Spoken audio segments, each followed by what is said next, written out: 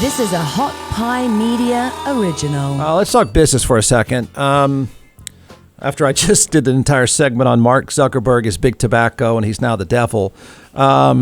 Peter Rex is the CEO of Rex, which is I don't even know how to explain this properly. He's actually wandering the halls in this building, so we stepped in here to uncharted territory. You're one of like 3 people that have ever been sitting there, so I don't know whether that's scary or good news. CEO of Rex, founder of many companies, moved his company to Austin. It is technology with real estate assets. And is that a decent description without going too far into the weeds? Yeah, I mean, so Jeff, what we're doing is we have a technology company, and what we focus on is the intersection of real estate and technology. And the reason why I do that is because historically, over the last 16 years, I've been a real estate entrepreneur, and I've converted over to the tech side about a few years back, and I moved to San Francisco many years back as well, and Seattle, and I've kept my focus on the intersection of real estate and tech because that's where the deck is stacked in my favor. That's where, at the poker table I'm going to win, like at that type of poker table, Right. Okay, so but here's you can speak to this. You've hired, I'm guessing thousands of people, right? Employed thousands, have over time? Yeah, over time, yeah. Okay, this, I'm just a guy sitting in a dark room, so can't completely relate. This whole Great Resignation thing is fascinating, bizarre, terrifying, hard to wrap your arms around.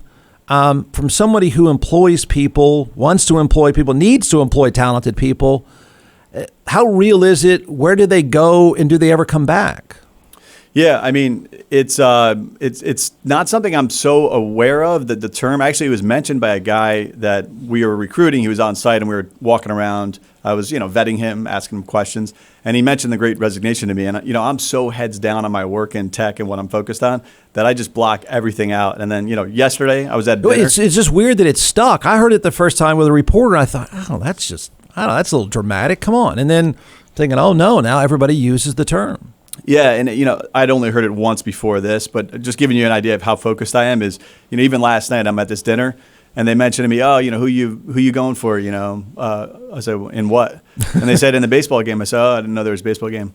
This is last night. Yeah. And they said, it's the World Series, man. It's the final game. I was like, exactly. Oh, well, this is not the first time that's happened to me. That's happened Just in the Super Peter, Bowl. the Astros lost. Yeah, no, I heard about that. Yeah. Sad for all the Texans who are, But but what we're to get into what we're focused on, and I can get into the Great Resignation and how that hiring talent is the most challenging thing for us. It has always been the most challenging thing for us. It's always the limiting step for us, the constraint, because getting the best talent, getting elite talent in the right area, who also have principles and they're grounded type people, is always the toughest thing to do. And the reason why is because the best people are busy. They're not out looking for jobs. So when you have people coming in looking for jobs and you're vetting them and interviewing them, you have to consider, okay, are these the best people? Am I getting lucky here where this person's just at that inflection point where they're freed up now? So to speak about the Great Resignation is, I would say that's a great opportunity for us.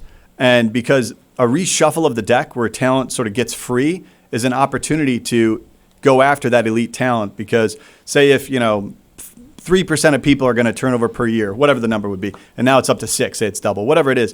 Well, that's double the pool of talent that's out there for us to get after. And since we're always hiring aggressively, that puts us in a great position to get a better tranche of that talent, which is the type that we're looking for. But it's, I guess to the average person who's not hiring a bunch of people, or certainly not in the tech space, we can't figure out.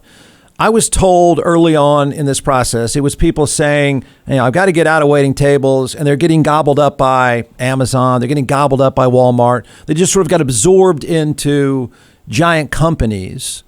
But is there this other wave of people that have left that said, what the pandemic taught me? This isn't what it's all cracked up to be. Are they the people floating out there? Who are these people? I know some people said, I'm not going to wait tables again because I don't have to. We got that space. Yep. But it's the people that you're talking about that you got to go find. They're shuffling around where? Yeah, so and let me explain that, but let me step back real quick so I can give you a little context of who we're actually going after, right? Our mission right now, the big thing we're working on is creating new tech leadership, and we want to do it out of Texas. That's why I relocated from the West Coast. And we think that the current tech leadership, Mark Zuckerberg, people like this, right, are just, You think, I don't mean to throw you here, but you think he survives? I don't mean that literal. I mean, is he going to live through? I just said this guy has become big tech. They're rebranding. I'm not big tech, big tobacco. They're trying to rebrand because they're so desperate. The name is such dirt now. I'm wondering if this guy can make it through. Yeah, I mean, look, I would say he's the face of the problem, right? But is he the whole problem? No, I mean, the problem is bigger than that, right? And I think, but he's become the pinata. No, and I agree, but. And he does a good job of keeping himself in the pinata position. Yeah, I know. But I know that's stupid. Yeah, so I think there's this kind of dissonance where they're not getting it, and they don't really have principles. They're not grounded. But so our vision here and what we're trying to do is solve this problem of big tech. But we have a very different solution than I've been hearing from everybody else. You have kind of people on the right and left, and they want to go regulate big tech. They think that's going to solve it. Break up the companies, blah, blah, blah. Yeah. It's not going to solve it, right. And then the other idea is let's go create new social media platforms like Trump is doing, whatever, I mean, good luck to him, but it's not going to solve it. In my opinion, you got to create a new tech ecosystem, and that's what I'm working on out of Texas, right here out of Austin, the capital of Texas. That's what we're trying to build. So that's the type of talent that we're going for. So when you think about the great resignation, I get back to Zuckerberg too a little bit later, which we could talk about that too.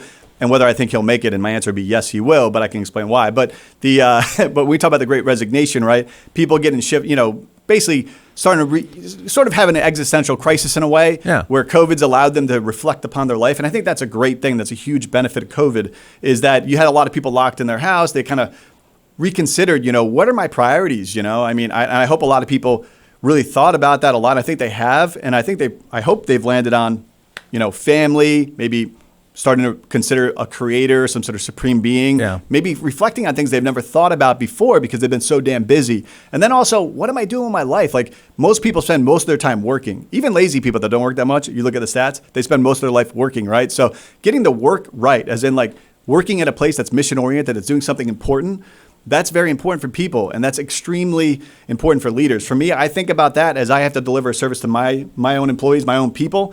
I think about how can I make sure that what they're doing is meaningful, not BS meaningful. Like, we're in tech, right? So we're going after the convergence of real estate and tech because that's where we have strength is real estate.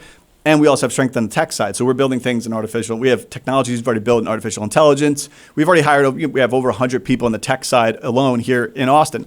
And what we're going after is these areas, right? So I've got to think about each business, right? We have a business called Get Done, for example, right?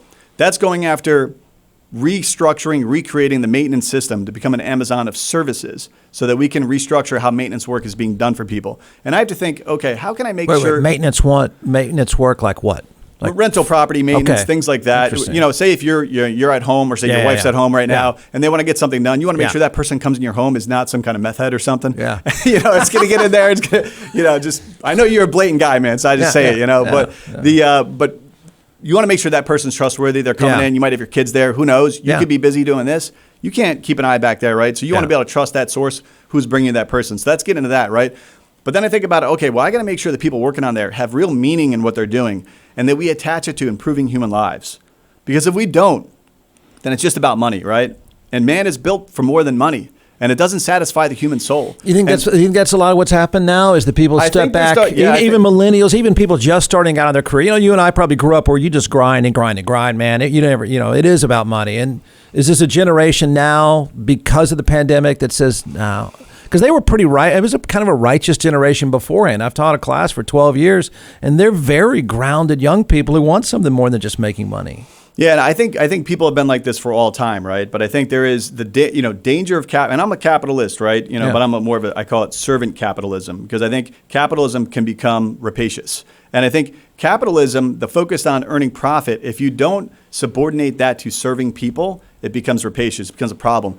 And that doesn't satisfy the human soul. That leaves you feeling like, what am I doing? I'm just doing this for money.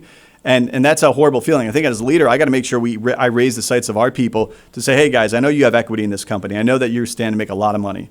I know you're getting paid and everything else. But let's focus on this higher level thing here, like, say, Get Done, this tech and disrupting maintenance area, right? So you're going to go, think about the people that are at home, right? Mothers, fathers that might be alone, and they need to hire someone. They might have kids exposed, right? You're improving their lives. And I call it you're freeing up their life, right? So, and then we're serving property managers. These people don't have anybody serving them, right? Yeah. Blue collar workers don't have anybody trying to help them. So you guys are bringing tech to people that no one else is bothering with. People out in a lot of people out in Silicon Valley, not to pick on Zuckerberg, but they're focused on all this kind of like meta reality BS that doesn't really touch anybody in their home and touch them in their actual like reality of the day-to-day life. Yeah. And it's not adding points to their life to help them to move up. So that's how I try to. Another one called OwnProp that we have, it's called OwnProp. And that is a blockchain real estate product, which is democratizing ownership to real estate. And you look at, we have a big problem of real estate assets going up in price too much, homes, right? This is a huge problem, man. And for me, I'm worried about this too. You have a wealth divide, right? That's not a good thing. Yeah. You have people on the right, you have people on the left citing this, right? And then you have people on the right reacting to it sometimes and being like, oh, that's okay, it's fine, it's capitalism. Like, that's not fine. Yeah. Let's think about this. There's probably some problem there, right? Let's listen to, what is going on here? Why the hell is that happening? Well, democratizing real estate via the blockchain, our vision on that is to open it up so that people can own, you lower the cost of ownership of real estate so they can own for like $1 a piece of real estate. So we've got a couple assets in downtown Austin that we have, one of them being Hotel Ella that we're going to be putting onto the blockchain. And pending SEC stuff with, everything else, right? Which we'll work through and we'll get past those humps. We want to open that up so people can own that. Say if you live nearby and you're like, oh, that's a great asset, I'd love to own that. But you're locked out, right? Because only rich people own these assets.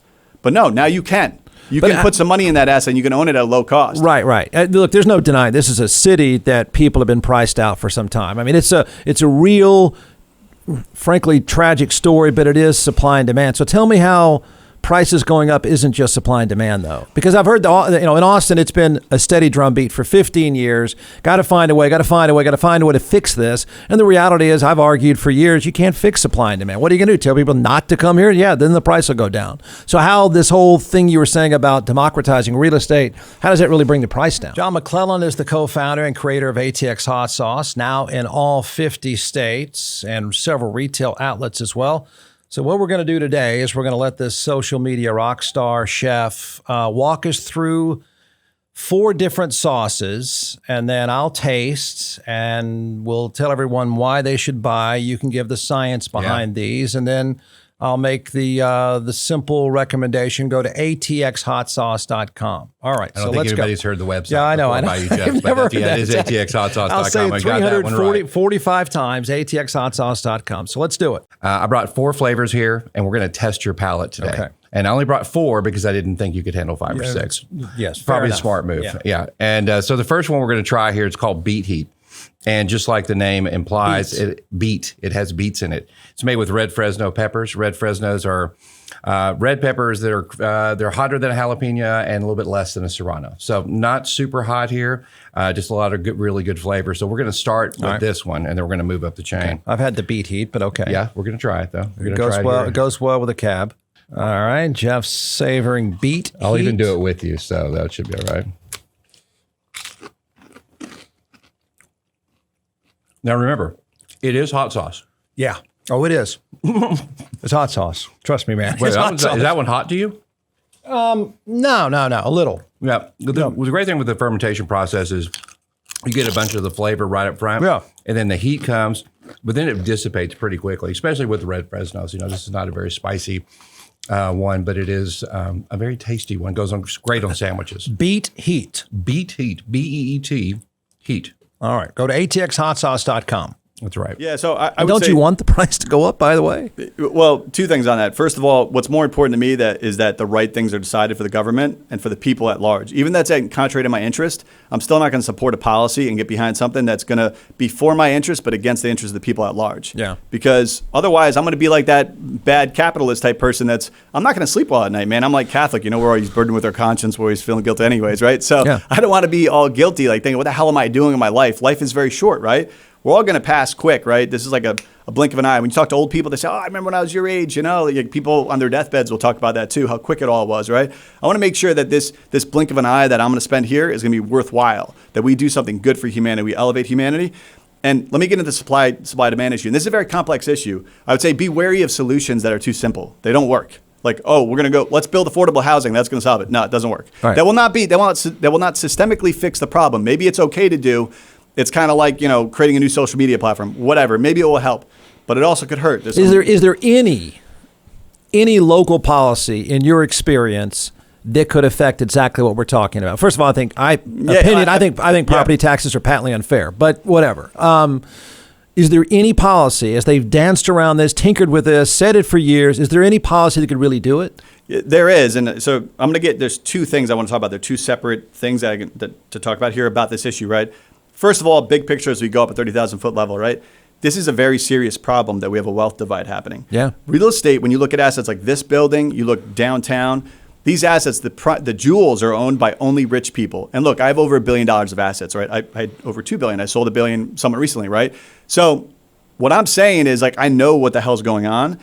I have benefited greatly off real estate assets, and I've been able to do that through as an entrepreneur, right?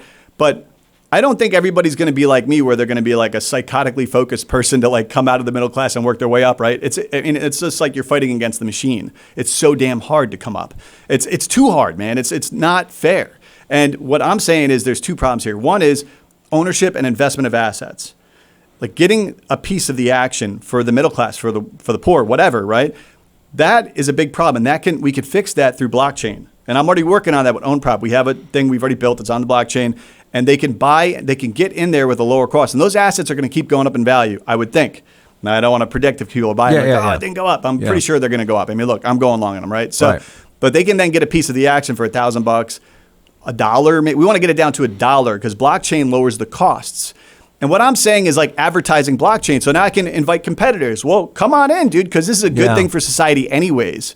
Like, let's just do this. Go ahead. Let's create stuff on the blockchain and put the properties on there and open it up. So a guy walking down the street, he's a maintenance guy, or he just he's running with Uber, whatever it is. He just knows the area well. And he's like, man, that Hotel Ella, that's an icon in Austin. That ain't going anywhere. Yeah. It's in the CBD. You can't even build supply around it, supply demand. You can't build new supply. Yeah. That's a great asset. So basically, I want to get a piece of that. Why don't I throw like, a few bucks in there every week, a couple dollars, whatever, $10, whatever. It adds up over time, right? And now he's got a piece of the action. He can start growing his wealth, so he's not locked out. So that's one issue, right? And put that aside. Now let me get back to the other issue, policy-wise, supply, demand stuff. First of all, I'd say, look, I do have a JD from Harvard, right? So a lot of people think I know about policy. The reality is, I didn't go to class there. I passed 2 bars, everything else, but I didn't go to class. I skipped it. I'm ADD. I'm like an ADD type dude, Okay. Basically 100%, right? So like, I just can't sit in class. I'd walk out of there, I wouldn't remember a damn thing. So it was a waste of my time. But I did take all the tests and pass and everything else. So I do have some knowledge about it. But more, I'd speak from my experience as an entrepreneur and just using practical judgment, right? Is what can help supply-demand issues? Well, what can help it is infrastructure by the government. That will help supply-demand issues. That will create more supply, which will drop the price of real estate. That's against my interest, but I don't care. I'm still saying that's what should be done anyways. You got to create infrastructure. And what does infrastructure mean? Roads, highways. Places with highways and roads, those real estate prices don't go up a lot. Look at like Houston, right? Right. Go long on Houston, whatever, right? Not the best real estate. Why? Because they build roads. And like if you build highways, you can allow someone to own a home 30 minutes away. Because 30 minutes away is actually like 30 miles away because the highways work. Yeah. They function. And then when you have driverless cars coming on the horizon, you can then totally allow democratization of ownership of assets, of homes, actually, right? That would start to happen. Now, so that's what I think should happen. You look at places that are too short-term minded in their thinking, they're overly simplistic, like San Francisco and Seattle, right? They talk about this they get on their high horse, they're very self-righteous about it. Oh, we got to have housing for the middle class and poor. Right. Well, go talk to middle class and poor people in San Francisco and see how much they like these tech people. They don't. They don't even know I'm a tech. Like when I'm in San Francisco, they don't know I'm one because I'm so much from their class that they just assume. They start talking crap about tech people. Like these guys like screwed up the city. They destroyed it. Like my wife can't go for a walk on the street because they're getting harassed by a person that should be in a sheltered home or just laying on the street. And like they don't care about these rich people. They live in their house out in Palo Alto or whatever it would be, right? But they come up with these policies that it's self-serving for them. Oh yeah, we're going to build affordable housing. That's going to solve it. Dude, go build highways and infrastructure. And allow developers to build more stuff. Now, developers, if you allow them to build, they will build. They'll build. Yeah, you let them build, man. Because you know what? Like, they're all good. I mean, look, they're going to boom and bust, right? So a lot of those guys are going to go bankrupt. But it'll be at the service of society because you build a lot of new stuff that creates more supply, right? Supply, demand. So just boom, create more supply. What happens to the price? It goes down, man. I mean, it's going to create cyclicality for investors that are real estate investors, but it's for the public good. So that would be my argument. Yeah. All right. Interesting. And then you look at real estate in San Francisco, right? It just keeps going up and up and up and up. Why though? People are leaving the city. Like, why the hell does it keep going up? It's because you cannot build. You can't build and you don't have highways. Like go from Palo Alto to San Francisco, right? You'd be in the car for like 2 hours sometimes. You don't have highways here. I mean, the same problem is here. Yeah, and that's happening in Austin. It's not in Texas. It's Austin. So the Austin City Council, whoever the hell's in charge, right? I don't want to get into politics and everything else, right? But let me just say, like, I would assume they're probably good people, right? Let's just assume they're good people, that they mean to do well. But they gotta think it through a little bit more. You know, think about the people that aren't rich like them. Think about the middle class. Think about the poor. Like, and think, you know, okay, what do we got to do here? Let's think a few steps ahead here. Be more strategic. Like a linear, quick approach, it's not going to solve it. In 2 minutes, Zuckerberg survives or doesn't survive, or should or shouldn't? Yes. Well, you know, I would, you know. Because the bottom line of the company is still, I mean, I could see people arguing for him. I mean, he's become such a lightning rod, unlike anyone else I can think of in big business for some time. And it's like unstoppable now. It's like the popular thing to do is kick that kid, right? Yeah. So I get how he is unpopular as heck. He's made it worse for himself. He's a goofball. That thing he did the other day was a dumpster fire. But the bottom line is still pretty good. So isn't he saying, hey, guys, get off my case? The bottom line is good. So I would say the problem with Zuckerberg is not that he's goofy and he's dork or whatever. That's fine, whatever. You know, I like dorks, you know, whatever. and I'm a little bit nerdy myself, right? And you're actually a scholar as well, so you're a little bit nerdy in your own way, man. Very. So that's all cool, right? The problem is that he's had a pattern of breaking trust with the public. Yeah. They entrusted him with stuff. He has a pattern of doing it over his entire career. He's always done this, and he always apologizes after, and he waits for everyone to forget. Yeah. And then he'll go and try to manipulate news streams and mess with stuff. It's like, dude, get the hell out of here, bro. Yeah. And stop your apologies because it's empty and it's BS. Like, that's what should be called out on him, and that's the problem, is that he keeps doing that, right? And that's kind of that problem that's actually not just his. That's a shared problem with some of the other big tech groups. They're doing the same damn thing, right? So is somebody But he's going to survive, though, Jeff. That's the thing. Is he? Yeah, he's going to survive. Here's the reason why, man. It's like people don't get, like, tech, right? They don't understand it. And I can explain it so you will understand it. I'll try to, explain it in a very basic way here. Look, he has a network effect business. Now, a network effect means that you have enough people on it that adds more value. Each additional person you add into the network effect adds more value to the other participants, right? They have like over 2 billion people or something on Facebook, right? So you have a network effect that is so damn strong. Right. It's almost stronger than the US dollar. So the US dollar is a network effect. I've never heard anybody say this, but it is. The US dollar, the currency is a network effect. And this is something I've never read in anywhere else. I just, being a, hyperactive type person, I just had this insight one time. I was traveling to all these damn countries. I went to like 85 countries on this one trip. And it sounds nuts, but that actually did happen. And when I was switching countries, I was starting to realize, like, what the hell is currency? And I was like thinking about, what the hell is currency? It's as much as you think it's worth. So and then as you think it's worth something, as somebody else thinks it's worth something, then it becomes worth more. And each additional person you add in, it's worth more. So it's a network effect. So the US dollar, you've had Russia and the BRIC countries, right? China, everybody else trying to break the US dollars forever, right? How much traction have they gotten? Zero. You're talking about trying to take on Facebook or whatever else and knock them off.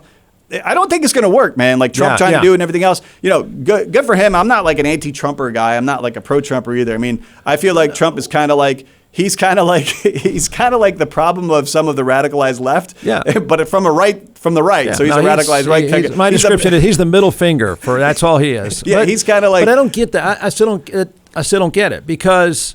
So the business is off and running, and as you said, you can't make 3 billion engagements go away. It's working. I mean, they got it. Yeah. All he is now is the face of the franchise, and a really bad one. So can't you just say, I'm sorry, kid, you're out, because this thing is running just fine without you? Well, I think he has voting control anyways, first, of the company. Yeah. So that's one key thing. So he'll have to decide he's out anyways. And even if he is out, he still owns the damn thing, right? So he still has that power, that economic power. And if he is out, he leaves, he might take a position like Jeff Bezos where he's the executive chairman. Yeah. Okay. Well, there is the word executive and chairman. And, executive means he can call shots still. So I don't think he's going away. So I can't predict what's in his heart and what he wants to do. But I would just say it would probably be better if he does go away and we put someone more trustworthy in it. But then again, if that happens, Facebook's value probably even goes higher and whatever the hell. Isn't somebody saying to him, look, Mark, just lay low for 6 months to a year. You're all over the map. Your face is everywhere. It's a bad look right now, man. Just back off. Yeah, no, they try that? Totally. And he says, no, up yours. I'm going to talk So what I would anyway. say is this. Look, I think Zuckerberg has a problem, right? And I think a lot of problems. Pattern of mistrust, taking advantage of people, basically exploiting like teenage girls and stuff, and they knew they were doing it. Like, screw these guys. Screw them. I don't care I don't care about. I mean, I don't want them to die or nothing like that bad to happen to them, but I just want them out. Like you're saying, let's get them out. But he's not going to leave. Like I don't think he's going to leave. Look, here's the thing that people don't realize about him. He has this like fascination or obsession with like Julius Caesar. Yeah. Think about what did Julius Caesar do? Let's just think about that, right? Yeah. Julius Caesar destroyed the Roman Republic. He destroyed it. He was the guy who destroyed it. What do we live in? We live in a republic. If he has this thing, he's going to become dictator like Julius Caesar or whatever the hell he's obsessed about Julius Caesar. I heard he like keeps his hair similar. I mean, I don't even, what the hell, bro?